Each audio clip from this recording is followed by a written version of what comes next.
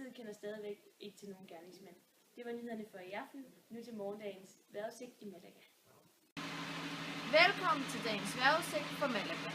Som I kan se, ser vejret meget køligt ud, men temperaturen er faktisk op til 11 grader.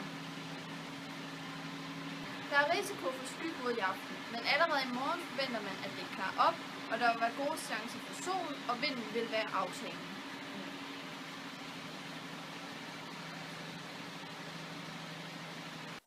Vi har haft en reporter ude, som vil fortælle om sidste uges vejr i Malaga, Spanien.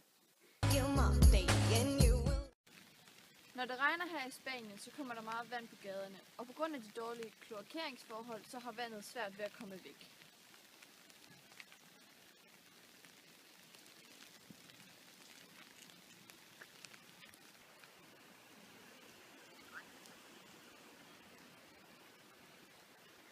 Kloakkerne er stoppet til på grund af regnen.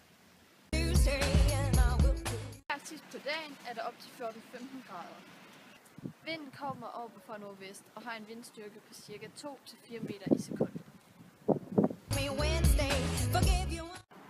Her fra morgenstunden af i Malaga vil der være ca. 11-13 grader, men hen på dagen forventer man, at temperaturen stiger. Her over 1 kilometer over havoverfladen kan man virkelig mærke, at vinden er taget til, og temperaturen føles lavere, end den reelt er. Her i dagtimerne er temperaturen stigende. I morgen forventes det, at der bliver knap så koldt og mindre blæsende. I dag er det en solrig dag, og temperaturen er op til 16 grader, men det føles godt nok meget varmere på grund af solen. Vinden er meget svag, og der er ingen risiko for regn.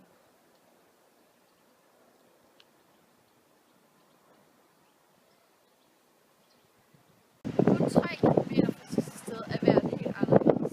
Her er der utrolig kraftige vindstyrker, og bølgerne er store. Det er stort set en skyfri himmel i dag.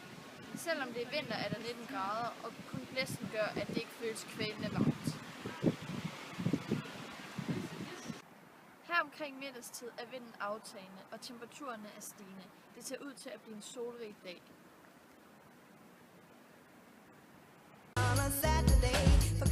Hernede ved kysten kan man virkelig mærke det subtropiske klima.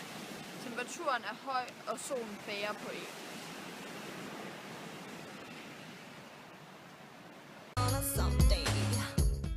Det er en solrig dag, og temperaturen er op til 19-20 grader. Der forventes ingen nedbør, og det er helt vindstille. De næste dage forventer man, at der vil være mellem 16 og 19 grader, samtidig med, at der vil være spredte skyer.